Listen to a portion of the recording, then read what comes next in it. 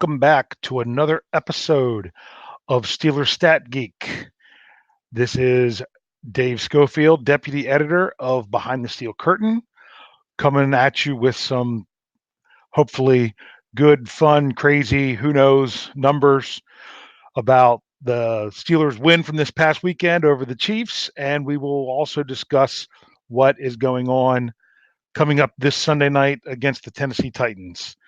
Um, Just wanted to do a quick programming note. Next week, we have no idea what's going on because, in case you do not realize it, we have a game on Sunday and then another game on Thursday. So, therefore, it's going to be kind of a crazy week next week with the podcast. I'm not sure how things are going to move around. Obviously, the Steelers preview will be here this Thursday, but next week, that's not going to work on Thursday because we're going to be watching the Steelers. So we'll have to figure out after the game this coming week how the podcasts are going to be scheduled out the following week. But for this week, you've got a Steeler Stat Geek. I can't say for sure when it's going to be next week. I know a lot of people have asked, hey, can we get a schedule for these podcasts? And Jeff has constantly answered, we do our best. I'm going to tell you when it comes to this podcast on a normal week, it's usually going to be on Tuesdays. And I'm going to do my very best to start anytime between 9 and 10 after 9. So that's just what I'm going to do every week. So you guys can expect that on Tuesday.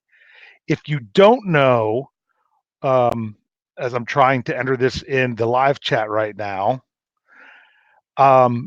if you would like a notification as to if that would ever change, whenever the time's coming, I'm putting my Twitter handle out there in the live chat, and I'm also going to bring it up here. Hopefully, here, yep, there on the bottom of the show. That is STLR Superfan Dad.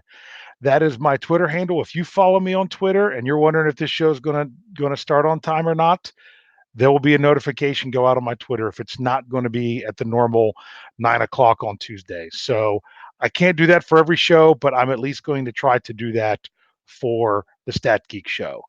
So let's talk some numbers. Wow.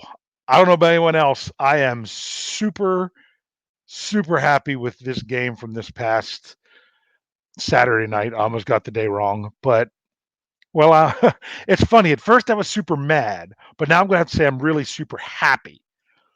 I was really mad that I had to deal with the loss in coverage at halftime and not even an announcement that they weren't going to come back to the game because I missed the first couple plays on the radio of the second half because I didn't realize halftime was over because I was busy working for the website and doing things and not realizing that, oh my goodness, they didn't go back to the Steeler game.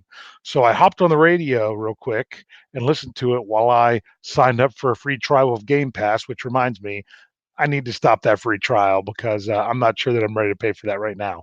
But it did allow me to watch the second half of the game with the Kansas City announcers, unfortunately. But I was able to then get the game on replay on NFL Network, where I've tried to break it down from there.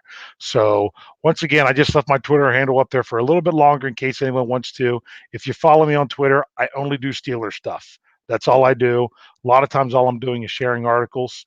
Um, I won't follow anything that's not Steelers. I don't do anything that's not Steelers. I don't post all that often, but I will post about this show if it's ever going to change from the 9 o'clock on Tuesday format. So yeah, we'll leave it up there for just another minute. So let's talk numbers. If you remember what my number was from last week, Stat Geek, it was 24. That I thought the Steelers would be doing a great job if they could keep the Kansas City Chiefs to under 24 points for the game. There wasn't even 24 points scored in total in the game.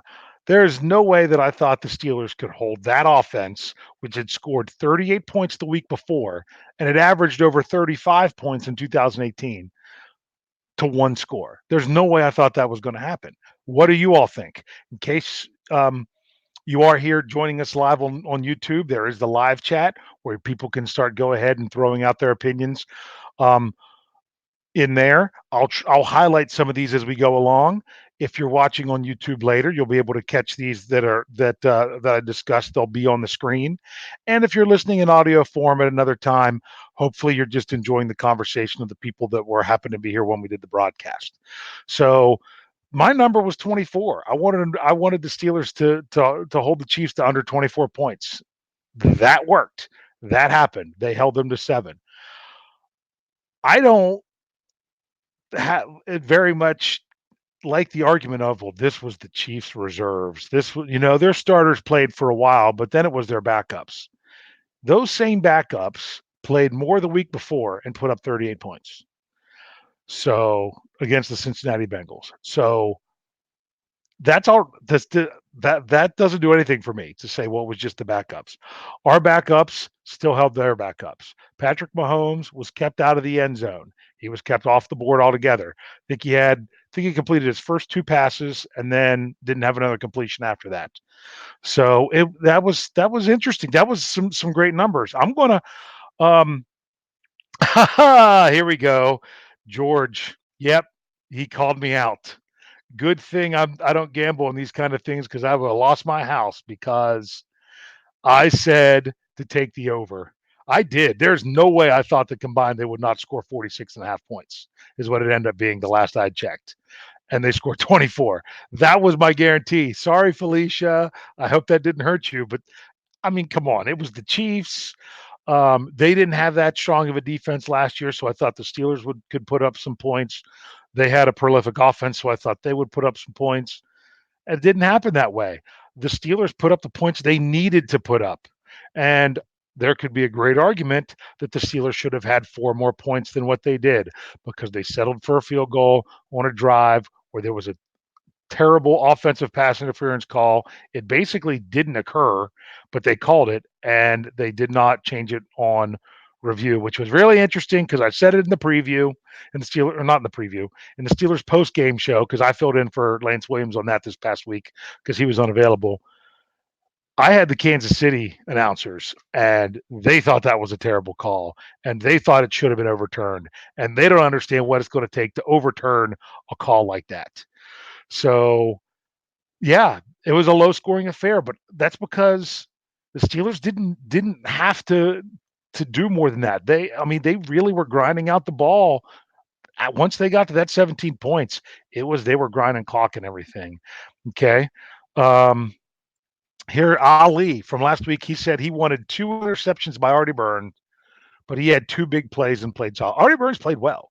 Now there was some dispute, and I know some people with the post game show disputed it. Bob Pompiani kept getting it wrong in on the radio, not on radio, on the TV, that Artie Burns had forced a fumble. Artie Burns did not force that fumble. Artie Burns made that tackle, and if Artie Burns doesn't make that tackle while the running back, pretty sure it was running back, was stumbling, then Terrell Edmunds does not get his hand in there to knock that ball away. Artie Burns did a fantastic job causing that play, but technically Terrell Edmunds got credit for that fumble because he punched it out. And if you're not sure, there was a fantastic picture. It was actually shared on Behind the Steel Curtains Facebook page that showed it from the other angle, showing Terrell Edmunds knocking that out. But Artie Burns, that was a nice play. Okay. Does anybody have any numbers? Um, Cree said his number was 62. Yeah, and we didn't quite get there. But if you have any numbers from this past week that stood out for that stood out from you from the past game, what stood out? Was it the 7 points given up? Was it how about we'll see if we get to there. What about Bud Dupree with 2 sacks? That was pretty impressive. Cree also adds that I should add to my Stat Geek how many blown calls the refs will make. You know what? I'm hoping they can get it right by the regular season because it's preseason for them too.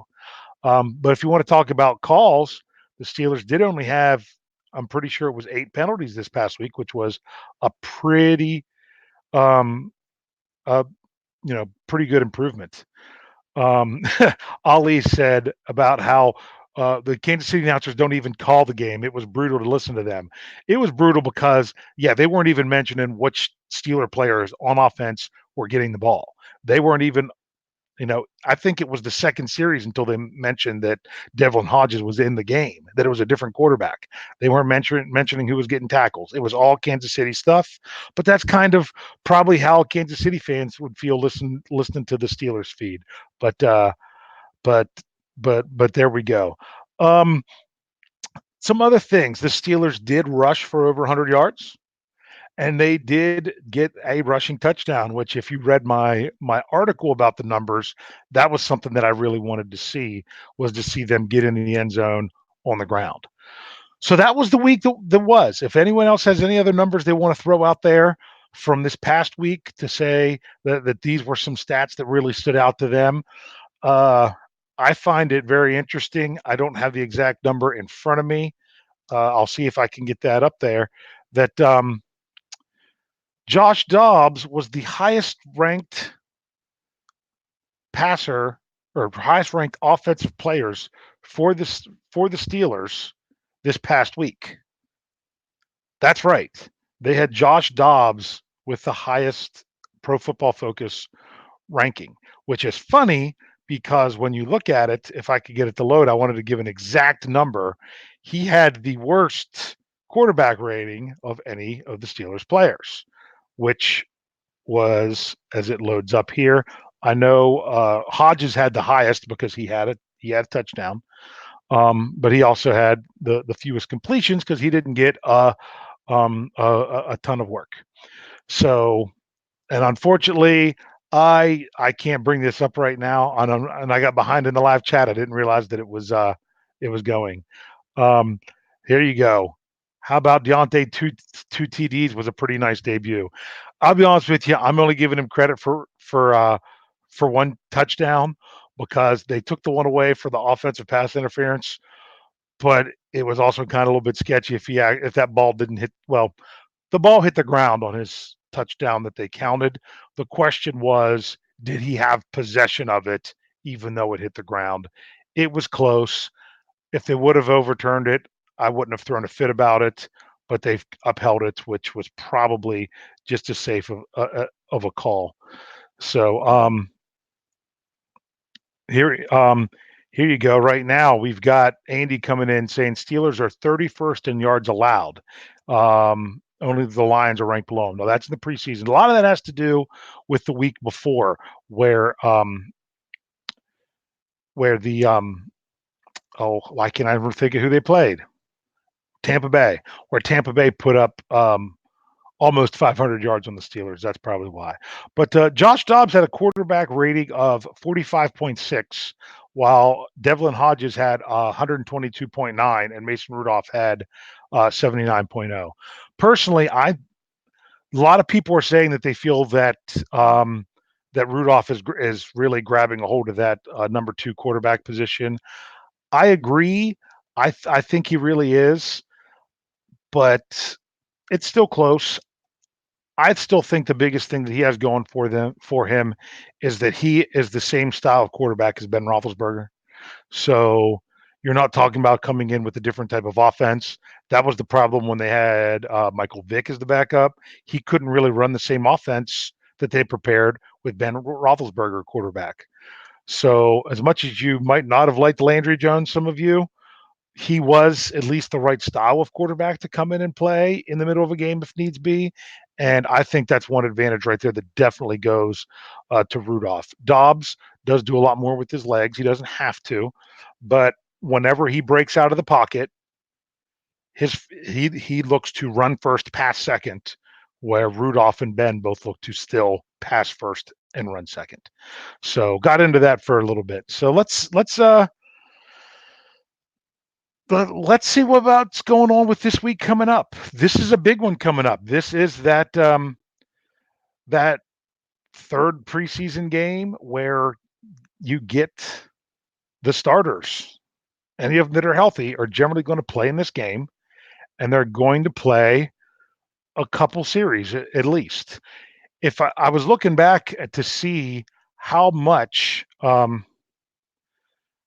much Ben Roethlisberger has actually played in Week 3 over the last several seasons, and he's generally only done, you know, 2, maybe 3 series or whatever, pretty much just the first quarter for the last several years. To go back beyond that, you have to go back more into like 2014, 2013 in order to get Ben actually going for a little bit more of the first half. I don't think he ever made it to halftime for a long time. That's when I really got to go back and look up. But that's just the way the Steelers do it. 2015 is kind of tricky because are you talking technically preseason week 3 was their fourth game because they had the Hall of Fame game. But coming into this week, here's the numbers I want to focus on. I want to focus on the number 1. And then I'm going to break that down a little bit more. And the reason I'm looking at the number 1 is I'm looking at the first quarter of the game. And the reason we want to look at the first quarter of the game is that's when you're going to be having starters on starters. That's when you're going to have our starting offense versus the Titans starting defense and the Titans starting offense versus the Steelers starting defense. Now, I would not be shocked if the Titans starters play longer than the Steelers because Marcus Mariota played several series.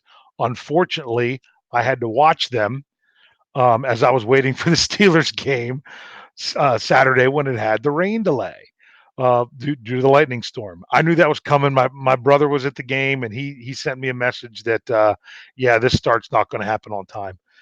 So as I was waiting for the game to start, though, it's really been the only other preseason football I've watched that wasn't the Steelers. Was Tennessee and New England, and they were not doing everything, but they were doing some of the plays. But Mariota was in there playing. So that's what's going on. I look for them to play more than what the Steelers will, especially at the quarterback position. That they're, I mean, look at well, Kansas City this past week with Mahomes. He played a couple drives. He played one, I think one in week 1, and I'm pretty sure it was 2 in week 2. And so he's going to look to play more. Ben, I'm going to say it depends on how long the drive is, but he's probably going to play 2 drives if they're substantial. If one or two of them are short, then he'll play a third, and that's all I really um, uh, look for him to go. So with those numbers, I'm kind of holding back in the live chat so that way I can throw some stuff out there, which does remind me in the live chat, I forgot to say, we do have the super chat feature. You're not required to use it, but if you want to get your number or your question for later on in the show bumped to the top of the queue, you can type in your comment, hit that little $sign, throw any amount of money you want to in the pot, which just goes into our family of podcasts, into those shows to help bring you some giveaways and whatnot with that. Um, and that'll get your numbers listed or your question answered. And we said about giveaways, we've been talking about it for a while. If you haven't seen it, make sure you go onto Behind the Steel Curtain, check out the article about winning the signed David DeCastro football so you can enter the Survivor League on Yahoo. We are up to our 3rd league now. We had one league, got to 100, found out they don't take any more than 100. We started a 2nd league. Just got that one to 100, started a 3rd league. I haven't checked it since this morning, but it was already a quarter of the way full. If we fill it up, guess what we'll do? We'll go to a 4th league. We'll do whatever we can. But whatever you got to do to win the ball, to sign David DeCastro football, you're going to have to outlast everybody. Now, I'm going to change a little thing in the rules that I put out there because I got to thinking about how does this work if we go into the playoffs? And I got to reset the teams going into the playoffs because everyone needs to know about that ahead of time because your choices when you get to the playoffs are so difficult with Survivor. Because basically, if you're picking one team out of the championship weekends, you want to pick a team that's going to go to the Super Bowl and lose. Because your team to go to the Super Bowl and win, you don't want to use that team up because you're going to need to save them for the Super Bowl. It's really confusing. I don't know that we're going to make it that far to the playoffs.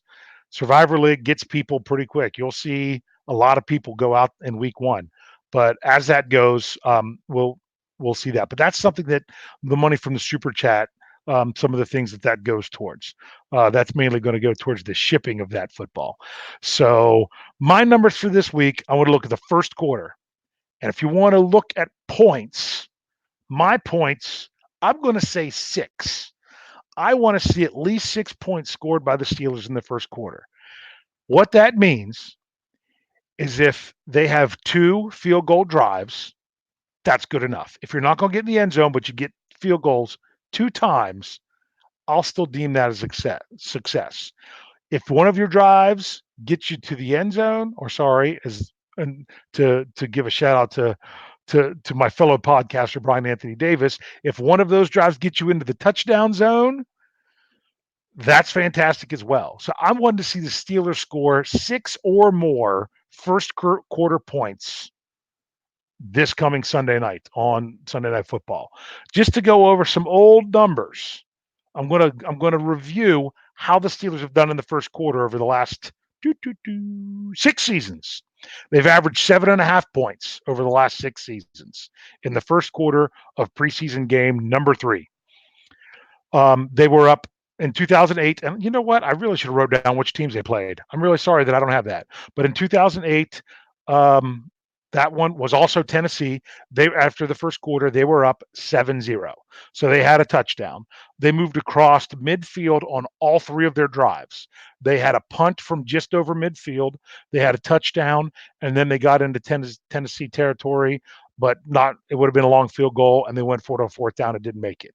That was Ben Roethlisberger's drives last year in the first quarter. In 2017, they scored only 3 points. They were down 3-7. Okay, they crossed midfield on 2 drives. They had a fumble, which I'm pretty sure.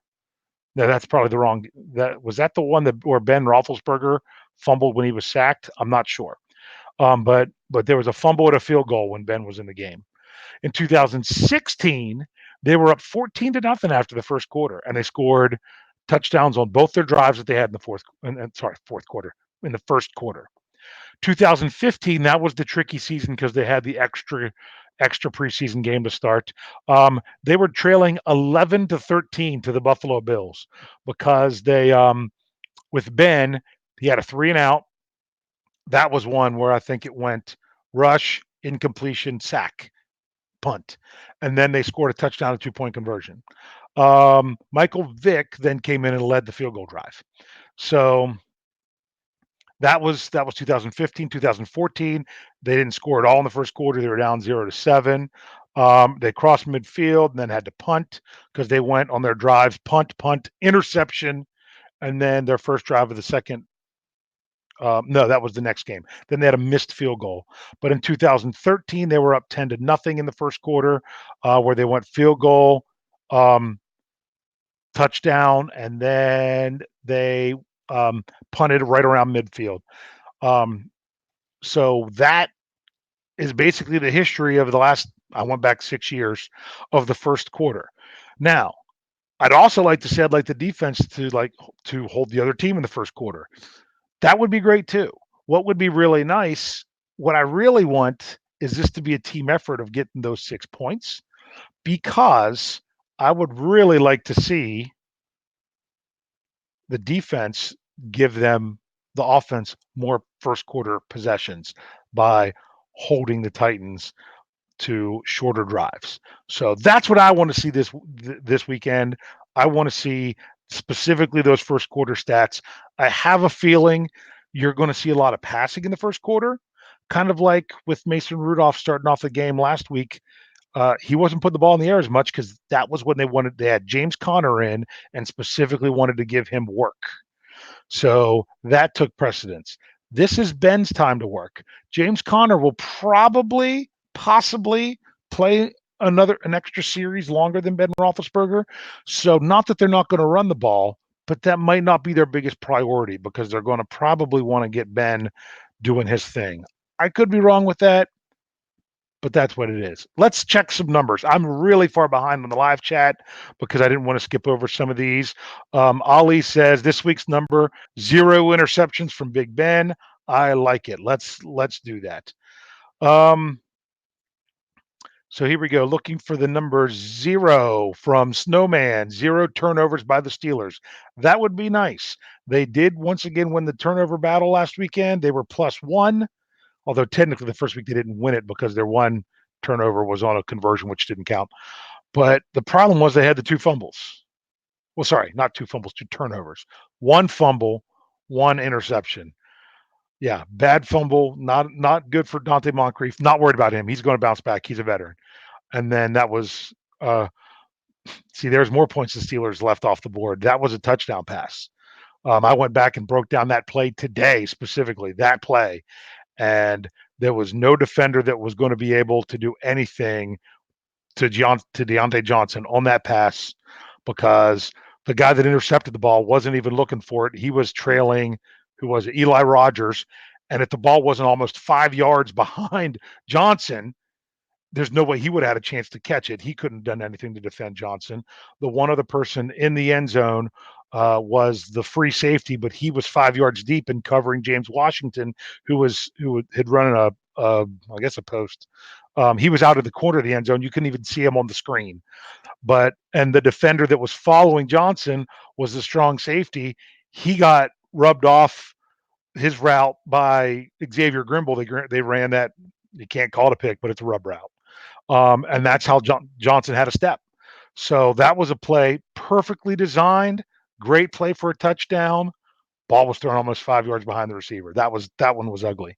So here we go. Let's see if I can find some other numbers coming through here. Sorry with the live chat. I am um, skipping over some other things, looking specifically for digits. Getting bent with Bo got in here a little bit late, but he was able to throw this in there. He says 17 points in the first quarter. I would love that. I just don't want to put unreasonable expectations on the Steelers, like saying we're going to hold Kansas City to 7 points. I'd rather put realistic expectations, and when they exceed those, just be super duper happy that they are. Okay, so here we go. We've got Swifty Pool saying he wants one TD from Ben Roethlisberger. I got to throw it out here because it's that's touchdown zone. That's right, Kathy. We're talking about the touchdown zone. So here we go. We did get one super chat question here. From Tyler. Tyler said, I'd like to see interceptions from the secondary this week. Yeah, that sounds good. Let's get an interception this week. Let's get our hands on a pass from those guys. They've been playing well. Secondary, I thought looked great. Steven Nelson almost looked like they were throwing in his direction with Mahomes because he was something familiar, but he did pretty well. I tell you, Tyler Matakevich is a liability in coverage. You generally don't want to have him on the field if it's going to be a pass play, much like John Bostic last year. So let's not do that because that was ugly when he gave up that long pass to the tight end. But man, what about Mark Barron covering that wheel route from the running back out of the backfield right there with him? That was fantastic. Who else? Then Ulysses Gilbert was doing a really good job in pass coverage. I like those speedy inside linebackers, and we didn't even get to see Devin Bush this past week, and we still got to see lots of good stuff. So um, here you go, Bo. Once again, he says this week. I don't think this is for the first quarter. I think this is going to maybe this is his 17 points for the first quarter. Score a TD, kick a field goal, and return an interception for a touchdown. I will take it. Ali brought up a great one. The defense has caused 6 fumbles so far. That's right. That's a defense flying to the ball, getting their hands on it. Could that be some of not holding on to the ball as well for the offense? Maybe, perhaps, but I'm going to look at it as the positive from the Steelers. Here we go. Let's keep going. Um, yeah, this past. Yeah, I don't even want to bring that up, Ali. Your one about Dante Moncrief with that. We don't want to talk about that because that's one play from a veteran guy um, that we're not going to even remember it come after this week, hopefully, as long as he's healthy and plays. Here we go. Andy's got another one too, as in figuring out our number 2 tight end. Yeah, I'm just not going to say much with that. So, because you are spot on there. We did have another super chat question. I want to make sure I get to that one. So here we go. It was from George.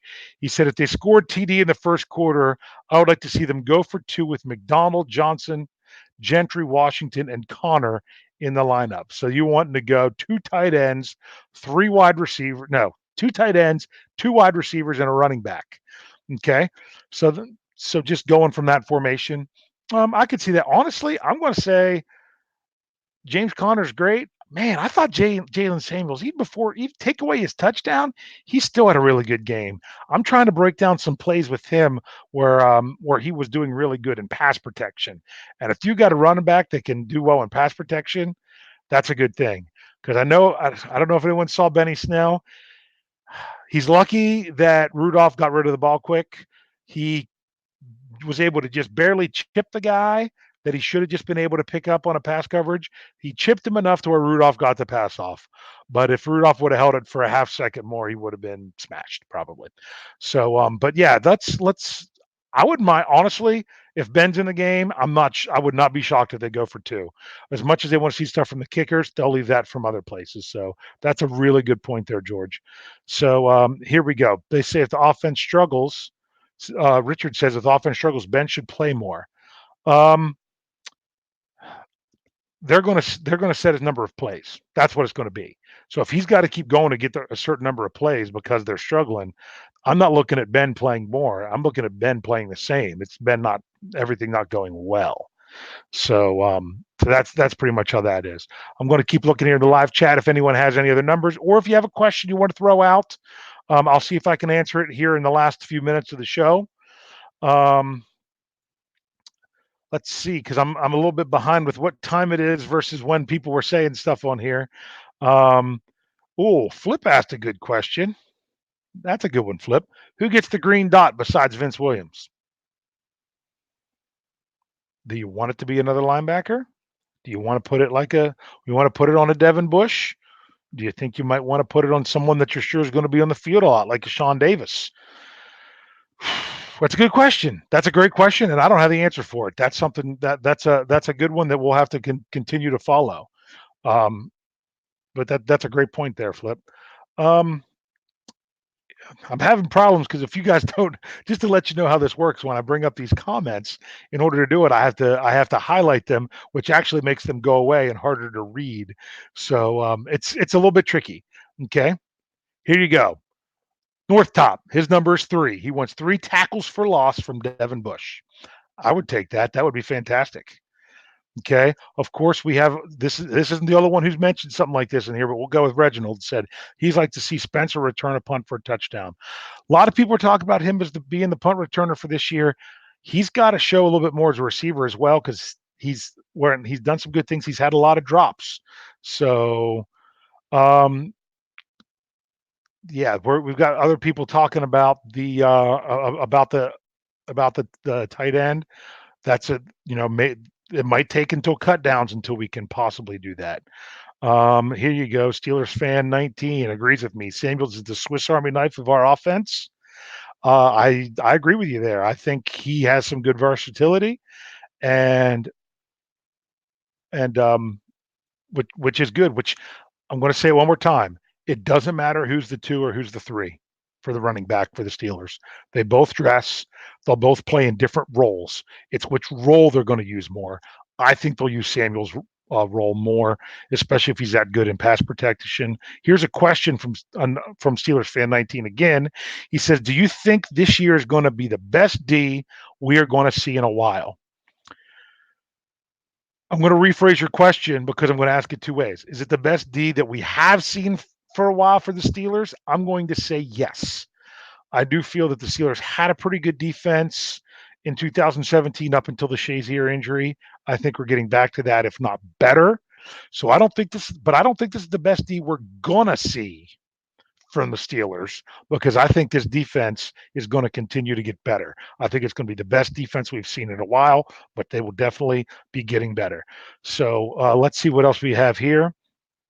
Um,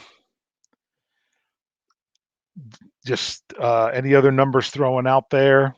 A lot of people just commenting on other people's stuff, which is great, which is what we like to see here. So that's pretty much is going to sum it up for this week with our numbers. If anything jumps in here into the live chat at the end, I'll try to throw it back up. Um, well, here, before I even try to sum up, let's go back to what Flip said. Have we had a safety in the past with the green dot? Worried Barron will be able to cover the seam. He was not good in coverage last year. He, like I said, he looked pretty good this year in the limited action that he has. I don't think we've ever had a safety with a green dot, but I mean, Flip, you might know this better than me. Isn't there two green dots now, where before there used to just be one? So it was always that linebacker who was in the middle calling stuff. If you're allowed to have two out there at the same time, I don't know if you have to designate just one of them or two different people. Um, I just threw that out there as someone that I thought would be on the field a lot, because if you're rotating your linebackers and you're afraid that all of a sudden you're not going to have one on the field that has any communication, then you're going to be in trouble. If you really want to go with two, if they're both linebackers, I would say Vince William and Devin Bush, because that's, even if you go down to one linebacker, you're probably going to have one of those two out there is probably the best thing. Okay. Um, so we did get one more super chat question here, I do believe. I'm a little bit behind it with some of the other stuff because I got some freezing going on here. But from Tom, he says 21 points or less, 5 sacks, 2 turnovers. I like it. I like that. 21 points or less. 21's a good goal. I mean, if you held Kansas City to 7, I mean, I don't expect them to do that every week, but 5 sacks, I would like to see that. They had 4 the first week, 3 this past week. So I think 5 would be a really good number, especially if those guys are going to get after it like they did last week in that first half. That was pretty impressive. And 2 turnovers. That's a great, realistic, reasonable line. I like it. So so here we go. Oh, someone did ask, what's a green dot? That's the communication helmets that they have for players on the field, that they get the call from the sidelines to then call the play in the huddle and let team or signal to the guys what they're running. Cree says, let's have 140 yards rushing. Okay. I'm all for that, because if we have 140 yards rushing, I have a feeling it's going to be a lot in the second half, and it's going to be because the Steelers got the lead in the first quarter with our starters out there, and then we can just sit back and just kind of run the ball, grind the clock, say let's get moving. Um, this is good. On a side note, this is something we might talk about a little bit more on the Steelers preview. Someone did bring up Artie Burns earlier. Artie Burns has looked like a completely different player this past Saturday. It was really great to see. My question I have with Artie Burns is this: does Artie Burns do better in the preseason because the Steelers aren't implementing a specific game plan? Is Artie Burns dealing too much with the paralysis by analysis? Meaning, when the game plan comes in and they have specific things they're doing, is he getting too much of where he's overthinking everything rather than just acting instinctively and playing hard like he appeared to do this past Saturday? Um, Flip did let me know that they can't both be on at the same time. It's just two different players that can have the helmets. I'm telling then you know what, I'm changing my answer. I don't think Sean Davis was that good of an answer. I would just think of someone, you know, in every game that he played last season, he didn't play the last week. He was on the field for all but like 2 snaps. So it makes sense to have someone who's out there a lot. But I do think if they have two different players, I'm thinking Williams and Bush would be the best ones to have, because there might be times where Devin Bush is the lone linebacker out there, which would be pretty good. Um, I am going to get wrapping up here. I do have to mention this. Benny's special teams football was pretty nice. He was going back at something that Ali had said. I will be honest with you. Benny Snell has been lackluster as running back. I mean, he's got those last game. He got those couple hard yards on thirds. Was one even a fourth down? I know a couple were third downs and shorts, and he got the hard yards, but hasn't really busted anything out. But I tell you what, his special teams, he's been getting after it. That was just a really great play all around by not just him on that punt, where they actually knocked the returner backwards, and then he took off to try to get around the corner, and Benny Snell was back there saying, "No way, I got you." Minus 15 yards on a punt return. That's pretty bad for the return team, and pretty fantastic for the punt team. So There are some, we might see some more bottom end guys in week 4 that some people are talking about. But all in all, and this is a great one to finish up with. Thomas White, who's in here a good bit. Here you go. As always, no injuries. Let's get some good stats for Ben and Juju. I will take that, especially the first one, the no injuries. With so many of the starters playing so much this week, that's why they don't play them any more than this, because of the whole injury factor. So thank you all for joining in tonight. I have so much fun talking numbers, and I love seeing the numbers that other people throw out. I get some of my own together, but I'd rather just talk about what you guys like to talk about. So this has been great. I don't know for sure about the about next week. I do not know what our schedule will be based on the craziness of a Sunday night game turning around to a Thursday night game. I was trying to go back, but it won't let me go back far enough in the live chat to throw it up there again. If this show, the plan is with this show, unless we are on a different schedule, if it as long as it stays on Tuesday, I'm going to do everything I can to start this show at 9 o'clock and no later than 10 after 9. If anything would change with that, if you follow me on Twitter at STLR Superfandad, that's STLR Superfandad at Twitter. I don't do anything other than Steelers on Twitter. If you just go ahead and follow me, I will throw out something if it's going to be starting late or if there is a change to the show. So thank you all for tuning in. Hopefully we can see some great numbers this week. We want to see those great numbers in the first quarter. That's the time we want to see them. So to send it off in Lance Williams style, we will say, tune in, tell a friend, and subscribe. Enjoy the game this weekend.